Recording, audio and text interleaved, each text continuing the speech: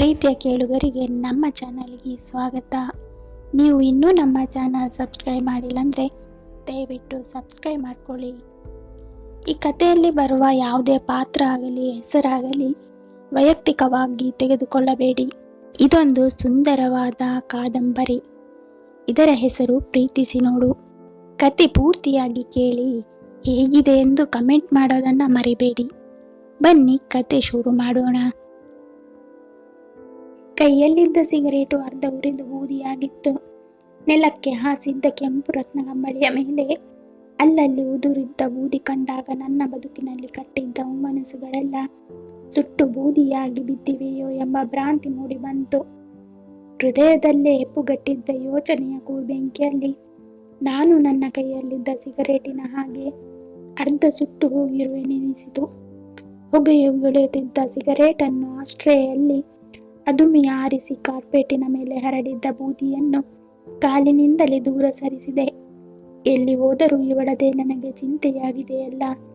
ಆಫೀಸಿನಲ್ಲಿ, ಕ್ಲಬ್ಬಿನಲ್ಲಿ, ಪಾರ್ಟಿಯಲ್ಲಿ, ತನಿಖೆಗಳಲ್ಲಿ ಎಲ್ಲೆಲ್ಲೂ ಇವಳೇ. ಇನ್ನು ಮನೆಗೆ ಬಂದರೆ ಮನೆಯೇ ಅವಳ ಪ್ರತಿರೂಪವಾಗಿ ನನ್ನನ್ನು ಆವರಿಸಿಕೊಂಡು ಬಿಡುತ್ತದೆ. ಹಾಗೆ ಹೊರಗೆ ಇರುಳೆಲ್ಲ ನಿದ್ದೆಗೆಟ್ಟು ಉರಿಯುತ್ತಿದ್ದ ಕಣ್ಣುಗಳನ್ನು ಮುಚ್ಚಿದೆ. ಮಧುವಿಗೇನಾಗಿದೆ? ಮೆತ್ತಗಿನ ದಿಂಬಿಗೆ ಕೆನ್ನೆಯೊರಗಿಸಿ ನಿಟ್ಟುಸಿರುಡುತ್ತಾಳೆ. ಕಿಟಕಿಗಳಿಗೆ ಹಾಕಿದ್ದ ತೆಳು ಪರದೆಗಳು ಗಾಳಿಗೆ ಹುಚ್ಚೆದ್ದು ಅತ್ತ ಇತ್ತ ತೂರಿದಾಗ ಕಾಣುವ ನೀಲಾಕಾಶ ನೋಡಿ ಏನೋ ನೆನಪು ಮಾಡಿಕೊಂಡು ಕಣ್ಣೀರಿಡುತ್ತಾಳೆ. ರಾತ್ರಿ ಮಲಗಿದಾಗ 10 ಬಾರಿ ಮಗ್ಗಲು ಬದಲಾಯಿಸಿ ಹೊರಳಾಡುತ್ತಾಳೆ. ನಿದ್ದೆಯ ಜೊಂಪು ಹತ್ತಿ ಕಣ್ಮುಚ್ಚಿ ಮಲಗಿದರೆ ಏನೇನೋ ಅಸಮಂಜಸವಾಗಿ ಕನವರಿಸುತ್ತಾಳೆ. 15 ವರ್ಷಗಳ ನಮ್ಮ ಸಹಬಾಳ್ವೆಯಲ್ಲಿ ನಾನು ಮಧುವನ್ನು ಹೀಗೆಂದು ನೋಡಿರಲಿಲ್ಲ. ಸದಾ ನಗುನಗುತ್ತಿದ್ದವಳು ಈಗ ವರ್ಷಕಾಲದ ಆಗಸದಂತೆ ಮೇಘಾಚ್ಛಾದಿತ ಮುಖ. ಹೆಚ್ಚು ಕಡಿಮೆಯಾದರೆ ವರ್ಷಧಾರೆ ಸುರಿದು ಬಿಡುವುದೋ ಎಂಬ ತುಂಬಿದ ಕಣ್ಣುಗಳು. ಸದಾ ನಗುತ್ತಾ ಹರಟೆ ಹೊಡೆಯುತ್ತಾ ಏನಾದರೊಂದನ್ನು ಹಚ್ಚಿಕೊಂಡು ಒಂದು ಗಳಿಗೆ ಸುಮ್ಮನಿರದ ಮಧು ಈಗ ನಿರ್ಲಿಪ್ತೆ. ಪುಸ್ತಕವೊಂದನ್ನು ಕೈಯಲ್ಲಿ ಹಿಡಿದು ಎತ್ತಲೋ ನೋಡುತ್ತಾ ಗಂಟೆಗಟ್ಟಲೆ ಕುಳಿತು ಬಿಡುತ್ತಾಳೆ. ತೆರೆದ ಕಿಟಕಿಯಿಂದ ಹೂವಿಂದ ಹೂವಿಗೆ ಹಾರುವ ಬಣ್ಣದ ಚಿಟ್ಟೆಗಳನ್ನು ನೋಡುತ್ತಾ ಹಣೆಯ ಮೇಲೆ ಕೈಯಾಡಿಸಿಕೊಳ್ಳುತ್ತಾಳೆ. ಸಂಜೆಯ ಹೊತ್ತು ಹಾಡುತ್ತಾ ಹಾರುತ್ತಾ ಕೂಡು ಸೇರುವ ಹಕ್ಕಿಯ ಗುಂಪುಗಳನ್ನು ನೋಡಿ ಕಣ್ಮುಚ್ಚಿ ಏನನ್ನು ನೆನೆದು ಹಲುಬುತ್ತಾಳೆ. ಮಕ್ಕಳನ್ನು ಕ್ಷಣಕಾಲ ನೋಡದಿದ್ದರೆ ಆತಂಕ ಪಡುತ್ತಿದ್ದ ಮಧು ಈಗ ಮದನ ಮುರಳಿ ಬಂದು ಅವಳೆದುರು ಕುಳಿತೋ ಅವಳ ಪಕ್ಕದಲ್ಲಿ ಕುಳಿತೋ ಹರಟಿದರೆ ಗಲಾಟೆ ಮಾಡಿದರೆ ಸಿಡಿಮಿಡಿಗೊಳ್ಳುತ್ತಾಳೆ. ನಾನು ಬರುವವರೆಗೂ ಆಸೆಯ ಕಣ್ಣುಗಳಿಂದ ಎದುರು ನೋಡುತ್ತಾ ಹಾಸಿಗೆಯ ದಿಂಬಿಗೊರಗಿ ಕುಳಿತಿರುತ್ತಿದ್ದ ಮಧು ಈಗ ಕತ್ತಲಾಗುವುದನ್ನೇ ದ್ವೇಷಿಸುತ್ತಿದ್ದಳು.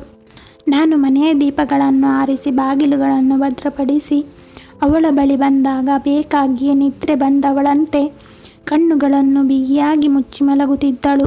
ನಾನು ಭುಗಿಲೇಳುತ್ತಿದ್ದ ಬಯಕೆಯನ್ನು ತಡೆಯಲಾರದೆ ಅವಳ ಬಳಿಗೆ ಬಂದು ಮೆಲ್ಲಗೆ ಕೆನ್ನೆಗೆ ಮುತ್ತಿಟ್ಟು ಮುಂಗುರುಳು ನೆವರಿಸಿಯೋ ಮಾಡಿದರೆ ಉಸಿರು ಬಿಗಿ ಹಿಡಿಯುತ್ತಿದ್ದಳು. ಅವಳಿಗೆ ನನ್ನ ಸಾನ್ನಿಧ್ಯ ಅವಳಿಗೆ ಉಸಿರು ಕಟ್ಟುವ ಹಾಗೆ ಇರಬಹುದೆಂದು ನಾನು ಅವಳ ಹೊದಿಕೆ ಸರಿಪಡಿಸಿ ರಾತ್ರಿ ದೀಪ ಹತ್ತಿಸಿ ನನ್ನ ಓದುವ ಕೋಣೆಗೆ ಹೋಗಿ ಸೋಫಾದ ಮೇಲೆ ಮಲಗುತ್ತಿದ್ದೆ. ಬರುತ್ತಾ ದಿನಗಳು ಕಳೆದಂತೆ ತೀರಾ ಮೌನಿಯಾಗಿ ಕ್ಷಯಿಸುತ್ತಿದ್ದ ಅವಳನ್ನು ನೋಡಿ ನನಗೆ ಅತೀವ ಸಂಕಟವಾಗುತ್ತಿತ್ತು. ನಾನೇನು ಇವಳಿಗೆ ಕೊರಗುವಂತೆ ಮಾಡಿದ್ದೆ? ವಾಸಿಸಲು ಬೆಚ್ಚಗಿನ ಅವಳಿಚ್ಛೆಯಂತೆಯೇ ಕಟ್ಟಿಸಿದ ಮನೆ, ಅವಳ ಇಚ್ಛೆಯನ್ನರಿತು ಅವಳು ಕೇಳುವ ಮುನ್ನ ಅವಳು ಬಯಸಿದ್ದನ್ನೆಲ್ಲ ತಂದು ಅವಳ ಮುಂದಿಡುತ್ತಿರಲಿಲ್ಲವೇ? ಮುದ್ದಾದ 2 ಮಕ್ಕಳು, ತಾಯಿ ನೊಂದಾಳೆಂದು ಎಷ್ಟು ಅಕ್ಕರೆಯಿಂದ ನೋಡಿಕೊಳ್ಳುತ್ತಿರಲಿಲ್ಲವೇ? ನನ್ನ ಒಲವನ್ನೆಲ್ಲ ಅವಳಿಗೆ ಧಾರೆ ಎರೆದು ನನ್ನ ಬದುಕನ್ನೇ ಅವಳಿಗೆ ಅರ್ಪಿಸಿದ್ದೆ ನಾನು. ಮನೆಯವರನ್ನು, ನೆಂಟರಿಷ್ಟರನ್ನು, ಎಷ್ಟೋ ಸ್ನೇಹಿತರನ್ನು ದೂರ ಮಾಡಿ ಇವಳೊಬ್ಬಳಿಗಾಗಿ ನಾನು ಎಲ್ಲ ತೊರೆದು ಬಂದವನೆಂದು ಮರೆತಿರುವಳೆ. ನನ್ನ ಒಲವು, ಮಕ್ಕಳ ಪ್ರೀತಿ, ಸುತ್ತಮುತ್ತಲಿನ ಜನರ ಔದಾರ್ಯ ಇವೆಲ್ಲರ ನಡುವೆ ಅವಳ ಬದುಕು ಜೇನಾಗಿರಲಿಲ್ಲವೇ? ನೋಡಲು ಮನೋಮೋಹಕ ರೂಪ, ನನ್ನ ಪತ್ನಿಯಾಗಿ ಸಮಾಜದಲ್ಲಿ ಪ್ರತಿಷ್ಠಿತ ಸ್ಥಾನ. ಅವಳ ಸಭ್ಯತೆ, ಅವಳ ನಡವಳಿಕೆಯಿಂದ ನನ್ನ ಸ್ನೇಹಿತರು, ನನ್ನ ಸಹೋದ್ಯೋಗಿಗಳು, ನನ್ನ ಗುಂಪಿನವರಿಗೆಲ್ಲ ಬೇಕಾದವಳಾಗಿದ್ದಳು. ಅವಳಿಗೆ ನನಗೆ ತಿಳಿದಂತೆ ಇದ್ದುದು ಒಂದೇ ಕೊರತೆ, ಕಾಲುಗಳಿಲ್ಲದ್ದು. ಆ ಕೊರತೆಯನ್ನು ನೀಗಿಸಲು ನನ್ನ ಬದುಕನ್ನೇ ಅವಳಿಗೆ ಸಮರ್ಪಿಸಿದ್ದೆ. ನನ್ನ ಮನ ತುಂಬಿ, ಮನೆ ತುಂಬಿ, ಬಾಳು ತುಂಬಿ, ನನ್ನ ಈ ನಂದನದಲ್ಲಿ ಮದನ ಮುರಳೆಯರನ್ನು ತುಂಬಿ ನನ್ನ ಜೀವನವನ್ನು ಜೇನಾಗಿಸಿದ್ದವಳು. ಇದ್ದಕ್ಕಿದ್ದ ಹಾಗೆ ಹೀಗಾಗಲು ಕಾರಣ, ನಾನು ಯೋಚನೆಗಳನ್ನು ದೂರ ಸರಿಸಿ ಎದ್ದೆ. ಮೊದಲೇ ತಂದಿರಿಸಿದ್ದ ಸೀರೆಯ ಪ್ಯಾಕೆಟನ್ನು ಬೀರುವಿನಿಂದ ತೆಗೆದೆ. ಮುರಳಿ ಮದನ ಮದುವೆಗಾಗಿ ತೋಟದಿಂದ ಕಿತ್ತು ತಂದಿದ್ದ 15 ಬಿಳಿ, ಕೆಂಪು, ಹಳದಿ, ಗುಲಾಬಿ ಮೊಗ್ಗುಗಳನ್ನು ಕೈಯಲ್ಲಿ ಹಿಡಿದೆ. ಮನಸ್ಸು ಅಳುಕಿತು, ಹೆಜ್ಜೆ ತಡೆಯಿತು. ಮೊದಲಾಗಿದ್ದರೆ ಇದ್ಯಾವುದೂ ಇಲ್ಲದೆ ಅವಳ ಬಳಿಗೆ ಓಡಿ ಅಪ್ಪಿ ಹಿಡಿದು ತುಟಿಗೆ ತುಟಿ ತಂದು ಹೇಳುತ್ತಿದ್ದೆ. ಮಧು, ಉಗುಳು ನುಂಗಿ ಒಣಗಿದ್ದ ತುಟಿ ಸವರಿಕೊಂಡೆ. ಮಧು, ಹನಿ ಹ್ಯಾಪಿ ಆ್ಯನಿವರ್ಸರಿ ಎಂದು. ಆದರೆ ಮಧು ಮೊದಲಿನಂತಿರಲಿಲ್ಲ.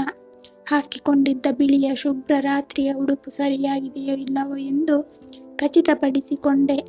ಮುಖದಲ್ಲಿ ಬಾರದ ನಗು ಲೇಪಿಸಿಕೊಂಡು ತೆಳು ಪರದೆ ಸರಿಸಿ ಮೆಲ್ಲನೆ ಅವಳ ರೂಮಿನೊಳಗೆ ಕಾಲಿಟ್ಟೆ. ಅವಳಿಗೆ ತನ್ನ ಪರಿಸರದ ಅರಿವಿರಲಿಲ್ಲ. ಕೈಯಲ್ಲಿದ್ದ ಬ್ರಷ್ನಿಂದ ಕೂದಲನ್ನು ನಯವಾಗಿ ಬಾಚಿಕೊಳ್ಳುತ್ತಿದ್ದಳು. ಮಂಚದ ಪಕ್ಕದಲ್ಲಿದ್ದ ಸಣ್ಣ ಮೇಜೊಂದರ ಮೇಲೆ ಅವಳ ತಿಂಡಿಯ ತಟ್ಟೆ, ಲೋಟ ಬರಿದಾಗಿತ್ತು. ಮಂಚದ ಕಟ್ಟಿನ ಮೇಲೆ ಹಾಕಿದ್ದ ಬಣ್ಣ ಬಣ್ಣದ ಹೂವಿನ ಒದ್ದೆ ಟವಲನ್ನು ನೋಡಿದಾಗ ಅವಳ ಸ್ನಾನವು ಮುಗಿದಿರಬೇಕೆಂದು ತಿಳಿಯಿತು. ಮಧು ಯಾವಾಗಲೂ ಹೀಗೆ ಶುಭ್ರ, ಶುಚಿ, ಆಗ ತಾನೇ ಹೊಸದಾಗಿ ಅರಳಿದ ಹೂವಿನಂತೆ. ಅವಳನ್ನು ಅಪ್ಪಿದರೆ ಆಗ ತಾನೇ ಮುಂಬೆಳಗಲ್ಲಿ ಹಿಮದಲ್ಲಿ ನೆಂದು ಅರಳಿದ ಹೂವನ್ನೇ ಅಪ್ಪಿದಂತಾಗುತ್ತಿತ್ತು ನನಗೆ. ಅವಳು ಮೈಗೆ ಹಾಕುತ್ತಿದ್ದ ಘಮಘಮಿಸುತ್ತಿದ್ದ ಪೌಡರಿನ ಪರಿಮಳ ಕೊಠಡಿಯನ್ನೆಲ್ಲ ಆವರಿಸಿತ್ತು. ನನ್ನ ಹೆಜ್ಜೆಯ ಸದ್ದು ಅವಳಿಗೆ ಕೇಳಿಸಿದಂತೆ ಕಾಣಲಿಲ್ಲ. ಬಿರುಸಾಗಿ ಗಾಳಿ ಬೀಸಿದರೆ ಗಾಢ ನಿದ್ರೆಯಲ್ಲೂ ಬೆಚ್ಚಿ ಏಳುವಷ್ಟು ಸೂಕ್ಷ್ಮವಾಗಿದ್ದವಳು. ಗಾಳಿಗೆ ಕಿಟಕಿಗಳು ಬಡಿದಾಡಿದರೂ ತಿಳಿಯುತ್ತಿರಲಿಲ್ಲ. ಈಗ ಮಂಜಿನ ಮೇಲೆ ಹೊಂಗಿರಣ ಬಿದ್ದಂತಿದ್ದ ಅವಳ ಮುಖ ನೋಡಿ ನನ್ನ ಮನಸ್ಸು ಅರಳಿತು. ಕೆನ್ನೆಯ ಮೇಲೆ ಅರೆಮಲಗಿದ್ದ ನೀಳವೆಯ ಹಿಂದೆ ಇದ್ದ ಕರಿಯ ಬೊಗಸ ಕಣ್ಣುಗಳಲ್ಲಿ ಕಣ್ಣಿಟ್ಟು ನನ್ನ ಪ್ರತಿಬಿಂಬ ನೋಡಿಕೊಳ್ಳುವ ಬಯಕೆ ಹೆಡೆಯಾಡಿತು. ಎಳಸಾದ ಮೂಗಿನ ಮೇಲಿದ್ದ ಕೆಂಪು ಮಚ್ಚೆಗೆ ಮುತ್ತಿಡುವ ಮನಸ್ಸಾಯಿತು. ಅದನ್ನು ಬೆರಳಿನಿಂದ ಎಷ್ಟೋ ಬಾರಿ ಸವರಿ ಮುಟ್ಟಿಟ್ಟು ಹೇಳುತ್ತಿದ್ದೆ, ಇದು ನಿನ್ನ ಬ್ಯೂಟಿ ಸ್ಪಾಟ್, ನಿನ್ನ ವೀನಸ್ ಪಾಯಿಂಟ್. ಈಗ ಕೊಂಚ ಬಿಗಿದಿದ್ದ ತುಟಿಗಳನ್ನು ಅರಳಿಸುವ ಮನಸ್ಸಾಯಿತು. ಮುಖದ ಸುತ್ತ ಆವರಿಸಿದ್ದ ಕೂದಲೆಲ್ಲವನ್ನು ಹಿಂದೆ ತಳ್ಳಿ ಕೆನ್ನೆ, ಕಣ್ಣು, ಹಣೆ, ತುಟಿ, ಕತ್ತನ್ನು ಮುತ್ತಿಟ್ಟು ಇನ್ನೂ ಹೂವಿನಂತೆ ಇದ್ದ ಸೊಂಪು ದೇಹಶ್ರೀಯನ್ನು ನನ್ನದಾಗಿ ಮಾಡಿಕೊಳ್ಳುವ ಹೆಬ್ಬಯಕೆ ಹುಚ್ಚೆದ್ದು ಕುಣಿಯಿತು. ಕೈಯಲ್ಲಿದ್ದ ಬ್ರಷ್ ಕೂದಲಿನ ಸಿಕ್ಕು ಬಿಡಿಸುವಾಗ ಕೆಳಗೆ ಬಿದ್ದಾಗ ಕೊಂಚ ಬೆಚ್ಚಿ ಎದುರಿಗೆ ನಿಂತಿದ್ದ ನನ್ನನ್ನು ಕಣ್ಣೆತ್ತಿ ನೋಡಿದಳು. ಅವಳ ಕಣ್ಣಲ್ಲಿ ಒಲವು, ಆತ್ಮೀಯತೆಯ ತೆರೆಯ ನೆರಳು ಮೂಡಿ ಮಾಯವಾಯಿತು. ನನ್ನ ಕೈಯಲ್ಲಿದ್ದ ಹೂಗೊಂಚಲನ್ನು, ಪ್ಯಾಕೆಟನ್ನು ನೋಡಿ ಒಂದು ಬಗೆಯಾಗಿ ನಕ್ಕಳು. ನಾನು ಧೈರ್ಯ ಮಾಡಿ ನಿಂತಲ್ಲೇ ಹೇಳಿದೆ, ಹ್ಯಾಪಿ ಆ್ಯನಿವರ್ಸರಿ ಮಧು. ಮುರಳಿ ಮದನ್ ನಿಂಗೆ ಈ ಹೂಗೊಂಚಲನ್ನು ಕಳಿಸಿದ್ದಾರೆ. ಇದು ನಿನಗಾಗಿ ನನ್ನ ಚಿಕ್ಕ present. Thanks, wish you the same. Madhu ತನ್ನ ಕೈ ಬೆರಳುಗಳನ್ನೇ ನೋಡುತ್ತಾ ಹೇಳಿದಾಗ ನನಗೆ ಅವಳನ್ನು ಹಿಡಿದು ಅಲ್ಲಾಡಿಸಿ ಅವಳನ್ನು ಮುಸುಕಿದ್ದ ಆಲಿಸಿಕೆ ನಿರ್ಲಿಪ್ತತೆಯನ್ನು ಓಡಿಸಿ ಬಿಡಬೇಕೆನಿಸಿತು.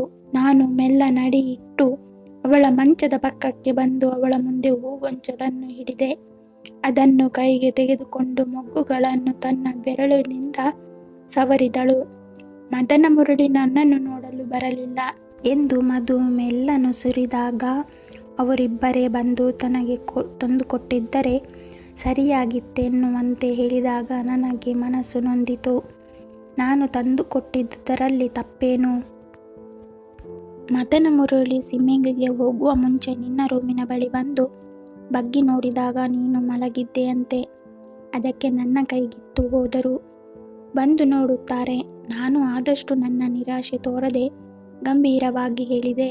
ಅವಳು ಗುಲಾಬಿ ಮೊಗ್ಗುಗಳನ್ನು ಸಣ್ಣ ಮೇಜಿನ ಮೇಲಿಟ್ಟಳು. ನಾನು ಸೀರೆಯ ಪ್ಯಾಕೆಟನ್ನು ಅವಳ ಮುಂದೆ ಹಿಡಿದೆ. ಇದೇನಿದು? ಕುತೂಹಲಕ್ಕಿಂತ ಬೇಸರವೇ ಅವಳ ಧ್ವನಿಯಲ್ಲಿ ಹೆಚ್ಚಾಗಿತ್ತು. ತೆಗೆದು ನೋಡಿದರೆ ಗೊತ್ತಾಗುತ್ತೆ.